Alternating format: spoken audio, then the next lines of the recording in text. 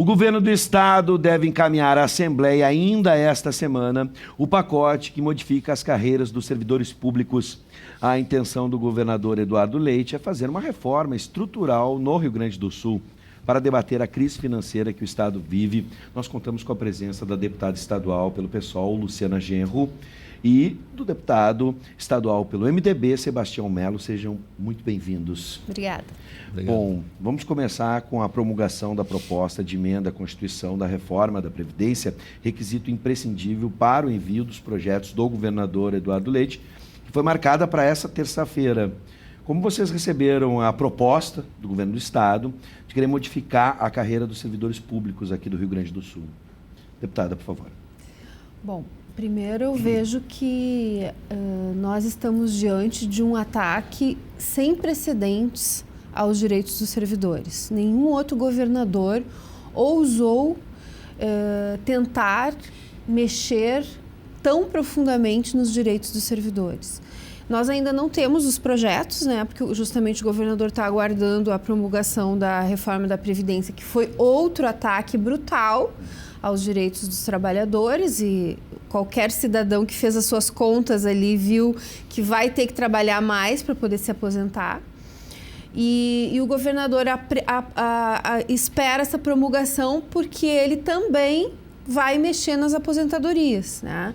Então vai haver uma redução salarial para quem está aposentado, vai ter que pagar contribuição.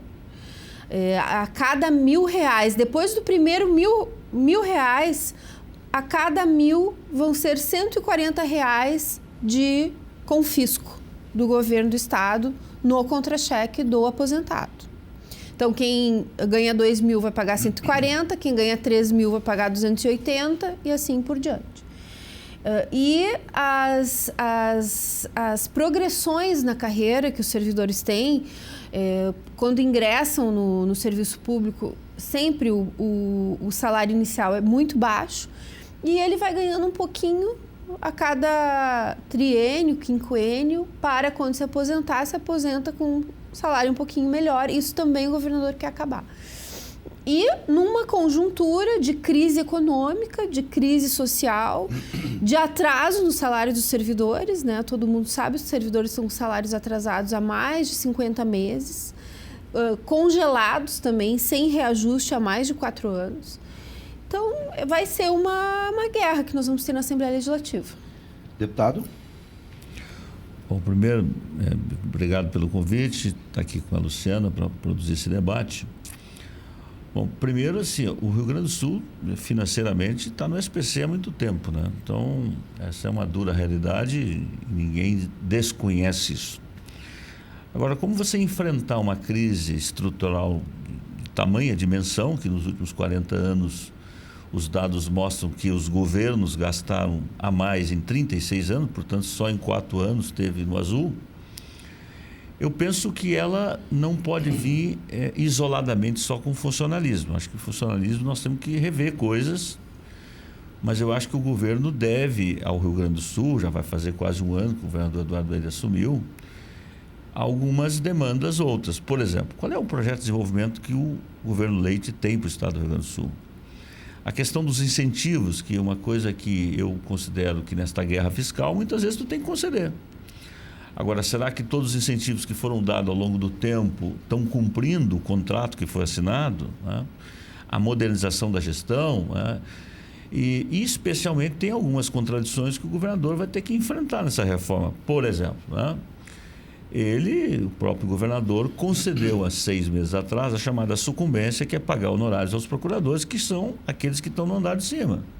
Então, ele foi lá e concedeu, né, que cada procurador, no final do mês, hoje em torno de R$7.000, mas amanhã pode ser 10, pode ser 15, que é aqueles honorários na causa vencida, né, que no advogado privado vem para o advogado, e na questão pública ele criou uma legislação para que isso ficasse então repartido entre os procuradores, da ativa e inativamente. Então, ele se contradiz quando quer fazer reforma no andar de baixo e concedeu no andar de cima.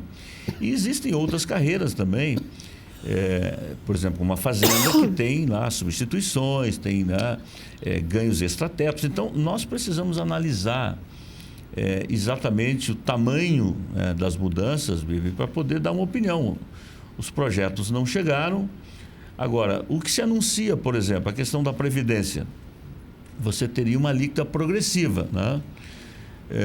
Eu penso que para os salários maiores, Luciana, eu acho que a gente tem que olhar com muito bons olhos essa questão, sobre a questão da Previdência.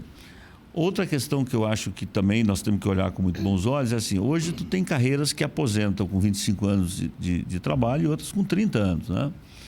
Eu acho que os novos servidores do Estado, a gente tem que analisar se neste mundo atual, com a expectativa de vida, né, que chega hoje, né, a longevidade bem maior, se você não deve mudar isso também. Agora, tem uma pergunta que precisa ser feita, é o seguinte, você tem várias maneiras de resolver isso, né? Você poderia, por exemplo, criar um cargo, um plano de extinção, dizendo todos os servidores que desde da sua concepção até agora, ele seguisse o plano que está aí, bom, e você cria um plano novo para aqueles que estão entrando. Esse é um caminho a ser adotado. Será que esse é o caminho do governador? Não sei. Não? Mas eu vejo, Melo, que embora a gente tenha que discutir algumas questões dentro de todo esse contexto da carreira do funcionalismo dos aposentados, primeiro que esse não é o momento para fazer isso, né? Primeiro, o governador teria que colocar em dia o salário dos servidores e teria que pagar dignamente também, né? Para daí pensar em mexer na carreira. Quando a gente fala em servidor público, às vezes a pessoa imagina um burocrata qualquer sentado atrás de uma mesa. Mas nós estamos falando de professores e de brigadianos, que são a grande maioria dos servidores públicos que vão ser afetados por essas medidas. É o professor que já está dando aula numa escola, caindo aos pedaços, com alunos em situação de vulnerabilidade, porque os alunos das escolas públicas são alunos de famílias pobres, muitas vezes famílias desestruturadas, onde o aluno chega na escola sem comer, e muitas vezes com problemas de relacionamento que levam a conflitos graves dentro da escola que o professor tem que administrar. O professor, o orientador, o funcionário da escola. Então, é um trabalho extremamente estressante dos professores. Tá? E do brigadiano não preciso nem falar, ele está aí todo dia lidando com o dia a dia do crime nas ruas, da violência. Então, são profissionais já sacrificados. Então, se de fato a gente precisa discutir um ponto ou outro, eu concordo, mas não agora, não assim, né? Bom, vamos fazer o seguinte, eu só vou deixar, deputado, aberto também o canal, já que aqui é um espaço para debate e discussão. Se você aí, especialmente servidores públicos, se você está assistindo o programa e quer se manifestar, quer mandar a sua opinião e também fazer perguntas para os nossos convidados, 99588-2374 pelo WhatsApp, mensagem de texto. 99588-2374, você pode mandar a sua manifestação agora. Deputado, por favor. Não, primeiro eu quero dizer assim, eu não tenho opinião sobre o pacote do governo, porque o pacote não chegou. Então, eu estou trabalhando aqui hipóteses, né? Mas as diretrizes agora eu quero dizer o seguinte, por exemplo, tem uma coisa que em preliminar discussão, eu gostaria de enfrentá-la. Tá? A Constituição do Estado do Rio Grande do Sul, né, como de resto a Constituição Federal, as leis orgânicas dos municípios, elas dão condições para um governante pedir o chamado regime de urgência para acelerar uma votação. Ora, eu penso que o governador erra nessa questão, não? Porque, veja bem, o governo está chegando ao final de um ano, nós temos o final do ano, no Rio Grande do Sul especialmente, as pessoas, né, vão curtir as suas férias merecidamente, a cidade se esvazia. Então, ele manda esse pacote agora, essa semana, ele tem 30 dias para tramitar no regime de urgência e, portanto, nós vamos chegar lá no dia 20 de dezembro, quando ele estará pronto para votar. Quando vai faltar 3 dias para começar o recesso parlamentar, que vai começar no dia 24, se não me engano, dia 24. 23, tá? Pois bem, o governador está sinalizando que vai fazer uma convocação extraordinária, que é legal, né, para que a gente enfrente essa matéria no mês de janeiro. Ora, as mudanças são tamanhas, né, pela maneira que o governador está dizendo, que eu penso que é um tempo muito curto para tu construir consensos mínimos necessários. Sim. E eu espero que o governo possa trazer esse pacote dele fatiar de maneira que você possa fazer algumas mudanças, mas olha, ou tu vota a favor ou contra, botando, né, tudo num pacote só. Porque isso aí eu acho que não é democrático. Quer dizer, porque eu acho que tem deputados como eu que estão dispostos, né, a fazer algumas mudanças na questão do funcionalismo. Agora, o que eu não estou disposto a fazer é assim, eu te mando um pacote e não permito a discussão, eu não sou base de governo, nem sou oposição. Ambos esperam dificuldades na votação, no caso, do ponto de vista do governo do Estado? O governo tem uma base ampla, né? Vamos combinar. O governo tem uma base muito ampla, ele construiu uma aliança forte, ele tem voto suficiente para votar os 28 votos, que são os projetos que não são as emendas, e depois as emendas constitucionais, aí precisa de um quórum mais qualificado, que é 33 votos. Mas o governo tem esses votos. Se ele vai utilizar a força dele, não sei. Não? Eu acho que o governo, ele tem votos, mas os servidores têm muita força, felizmente. Nós tivemos uma experiência agora da greve do judiciário. É claro que ali também teve outros componentes, que foi uma briga entre os poderes, mas a mobilização dos servidores que vieram toda terça-feira para a Assembleia sensibilizou os deputados e nós acabamos derrotando o projeto que iria também mexer com a carreira deles. Então, eu acho que existe espaço, sim, para mobilização e para o convencimento. O deputado volta para a sua base, ele tem lá os professores que ele conhece, ele tem os brigadianos que ele conhece, ele tem os policiais civis que ele conhece, tem os servidores de outras áreas que são base do deputado e que vão fazer essa pressão, né? Sim. E nós vamos pautar o debate também pelo seguinte enfoque. Há outros caminhos para se buscar recursos, que não seja fazendo os de baixo pagarem a conta. Quero falar sobre essa busca por recursos na sequência, mas antes vamos à tela. A gente tem participação de uma telespectadora e a gente vai avançando na conversa. A telespectadora é Letícia Dalcin e ela pergunta diretamente ao deputado Melo. O deputado Melo foi à tribuna contra os supersalários do presidente e dos diretores do Banrisul, evitando essa incoerência do governo Leite de não dar aumento apenas para os que ganham menos. Quero saber se o deputado vai à tribuna novamente, caso, por exemplo, procuradores e fazendários continuem com privilégios, enquanto professores e policiais pagam a conta.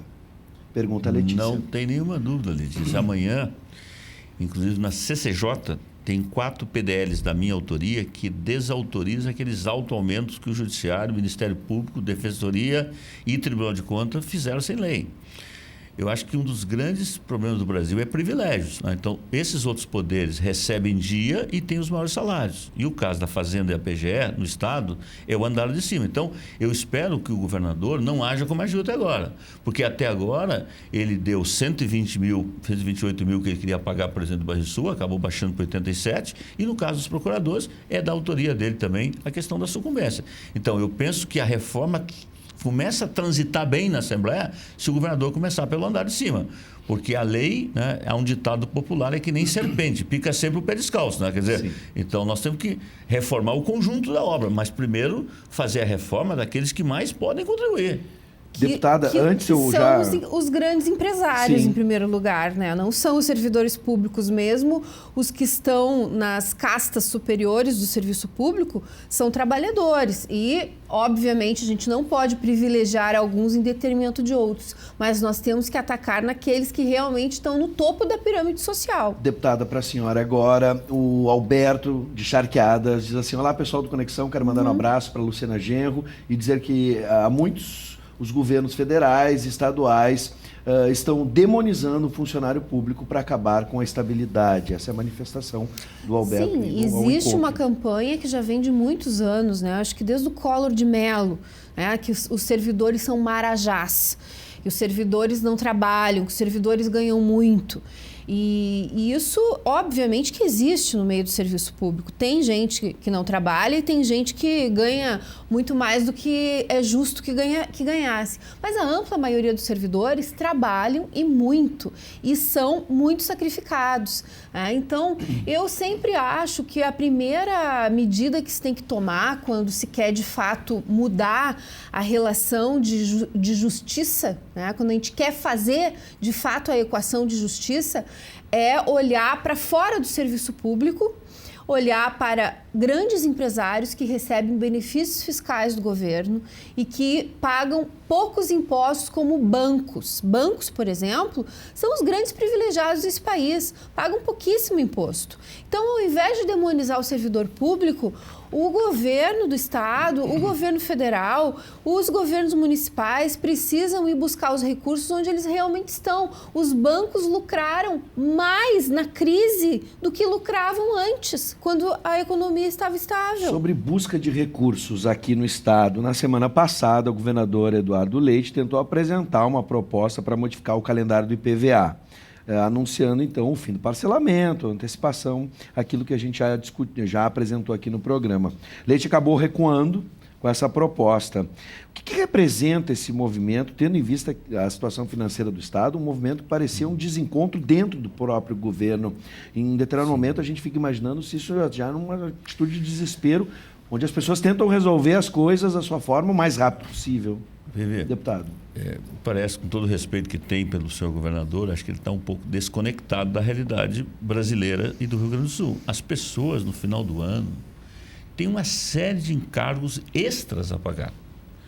E, veja bem, se ele tivesse dito em janeiro, quando ele assumiu o governo, que ele ia mudar esse calendário, até era um pouquinho razoável. Agora, quando falta um mês, que as pessoas que estão programadas para pagar o seu IPVA lá em abril, dizer, o senhor vai ter que pagar em janeiro. Então, não dá. A mesma coisa não dá a questão da substituição tributária, que é outra questão que o Rio Grande do Sul está perdendo e quebrando empresas. O que é isso? A substituição tributária, você retém lá o tributo lá quando você compra, lá na partida do produto. Só que você lança para aquela cadeia produtiva, dizendo, olha, tu vai ter 50%, 40% ou 30% de lucro. E o que é que diz lá essa substituição? Quando esse produto é taxado em 130 e eu vendo ele por 120, o governo deveria devolver os 10. Só que o governo não devolve. Então, aquelas cadeias produtivas, como os automóveis, como os alimentos, está todo mundo fechando aí. Por quê? Porque o Santa Catarina já resolveu, Rio de Janeiro já resolveu, São Paulo resolveu e o Rio Grande do Sul está patinando. Quer dizer, então, o que eu quero dizer, senhor governador, é que não basta só o pacote do funcionalismo. Tem uma série de medidas que tem que estar junto para enfrentar uma crise terrível e que eu reconheço. Tem dificuldades enormes, não dá para jogar para a plateia. Agora, não dá para dizer o seguinte, que eu tenho um servidor com 28 anos de trabalho, ou 27, que ele estava programado para um salário da sua aposentadoria e agora eu digo, olha, o senhor vai ter 30%, 40% menos na sua aposentadoria. Então, tem que fazer uma regra de transição que dê segurança, porque senão, o que vai acontecer, eu já sei, Luciana, isso vai parar na justiça, vai gerar precatório e quem vai pagar a conta sempre é a população. Então, eu acho que nós, deputados, vamos ter que ter muito diálogo, muita responsabilidade, especialmente nesta transição, porque senão também vai aposentar gente demais. Essa questão do IPVA foi um exemplo de injustiça fiscal. Injustiça fiscal. Porque o que o governador queria? Obrigar o cidadão a pagar o IPVA à vista em janeiro e, na mesma cerimônia que ele anunciou isso, ele anunciou perdão de 90% das dívidas de ICMS para empresários devedores. Então, vejam só a desconexão, como disse o Melo, uma desconexão da realidade.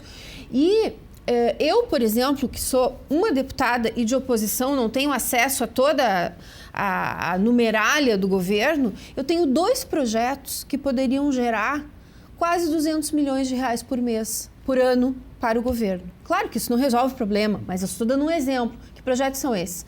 Extinção do Tribunal Militar, que custa 50 milhões ao ano, e é um tribunal totalmente desnecessário. O Rio Grande do Sul é um dos poucos estados que ainda tem um tribunal militar. Essa luta vem desde o Raul Ponte, passando pelo Pedro Ruas, e agora eu dou continuidade a ela. E uma proposta que eu apresentei para mudar a alíquota sobre heranças e doações. Veja só qual é a minha proposta. Aumentar de 6% para 8% a alíquota para heranças e doações acima de R$1 milhão. E diminuir, zerar a alíquota para heranças até R$200 mil. Justiça fiscal. Quem ganha menos não paga, quem ganha mais paga um pouquinho mais do que já está pagando hoje. 6 para 8, que é o máximo que a legislação federal permite para heranças acima de R$1 milhão, e 0 de 3, que é o que paga hoje, para 0 para heranças até 200 mil.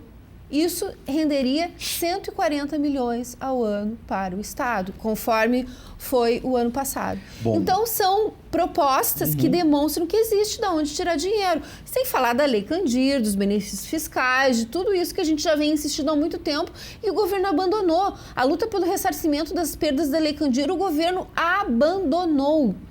Bom, para encerrar, e o tempo sempre é curto, eu teria que falar também sobre o parcelamento de salários, enfim. Mas eu vou deixar duas questões, porque está bombando o WhatsApp, o pessoal está participando bastante, e eu vou trazer então algumas participações. Essa pergunta é uma pergunta interessante.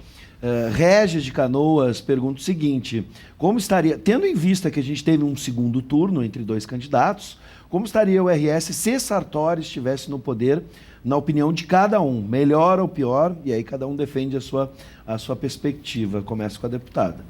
Eu acho que seria igual, porque o projeto do Sartori e do Leite são exatamente os mesmos, né? O Leite está dando continuidade ao desmonte que o Sartori já estava fazendo, tanto nos ataques ao funcionalismo, como nas privatizações, como no sucateamento dos serviços que são prestados à população. Então, eu acho que estaríamos tão ruim quanto estamos hoje. Deputado.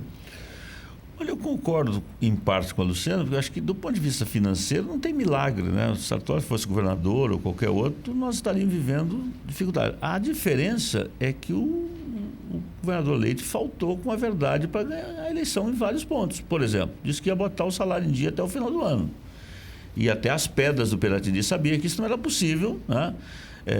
E aí, entre outras coisas, dizendo que era questão de fluxo de caixa. Então, acho que eu apresentei um projeto agora na Assembleia chamado Prometa, que é exatamente um artigo da Constituição dizendo o seguinte, que tem que vir para o programa de governo aquilo que o sujeito defendeu na campanha. Porque no Brasil não é assim, né? O cara faz uma coisa na eleição e depois na hora de governo é outro, né? Então, agora, do ponto de vista financeiro, não tem milagre. Sim. Eu tenho um número aqui só para acrescentar. O governo do Estado destacou que entre janeiro e agosto de 2019, de todas as despesas líquidas do Estado, mais de 82% foram destinados para pagar salários e encargos sobre a folha. Essa realidade era muito diferente durante o governo Sartori? É isso que eu fico me perguntando, se as coisas mudaram muito de um governo para o outro, né? Boa noite. Como somos um país pobre, de terceiro mundo, o salário de serviço público ou em qualquer político não poderia passar de 30 mil reais. Não tem como se sustentar o Estado pagando esses salários. Gostaria de salientar, é como se o Estado fosse um condomínio e só rateio de despesas e não um Estado distribuidor de riquezas. Essa é a opinião do Vinícius de Porto Alegre. Bom, rapidamente, é possível apontar um caminho no curto prazo para resolver esse problema da folha? Deputada. No curto prazo, não. Não vejo que haja um caminho mágico. Também concordo com o Melo, não tem receita mágica. Tem caminhos e caminhos que tem que se escolher. O governador Leite escolheu o caminho do enfrentamento ao funcionalismo.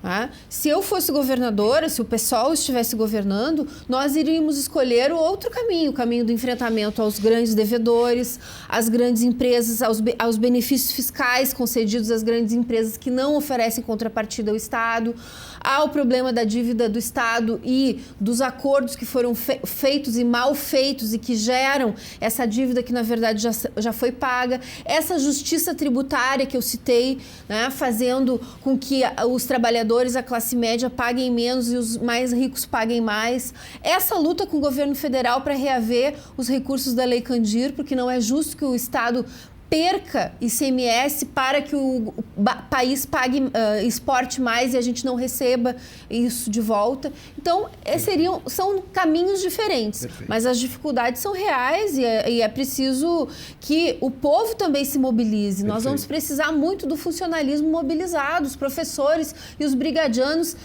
mobilizados nesse período da convocação para votar esse pacote, para impedir esse desmonte terrível que o Leite está propondo. Deputado. Eu vejo que a saída primeiro é o crescimento econômico do país. Sem crescimento econômico, não tem município fortalecido e muito menos estados. Então, essa tarefa tem muito a ver com o Congresso Nacional. Segundo, eu não acredito no plano de recuperação fiscal. O Rio de Janeiro assinou e já não paga mais, não tem como. Então, o governo Bolsonaro tem sinalizado que vai fazer uma proposta para poder ajudar os estados, né? E por isso, então, eu vejo que a saída passa pelo crescimento, passa também aqui no Rio Grande do Sul para você resolver essa questão da substituição tributária que está afetando enormemente a economia, e reconheço que tem mudanças necessárias a ser feitas nas carreiras públicas. Agora, elas têm que ser criteriosas, têm que ser bem avaliadas, muito discutidas. Quer dizer, eu não rejeito o pacote como um todo e nem aceito ele como um todo. Eu acho que tem que desembrulhá-lo e ver caminhos, né, que você possa contribuir. Porque a questão da Previdência, não é justo que o cidadão comum pague essa Previdência no Rio Grande do Sul como tem pagando até agora. Quer dizer, e aí não tem outro caminho. Você vai ter que fazer algumas alíquotas progressivas para poder resolver isso aí, não?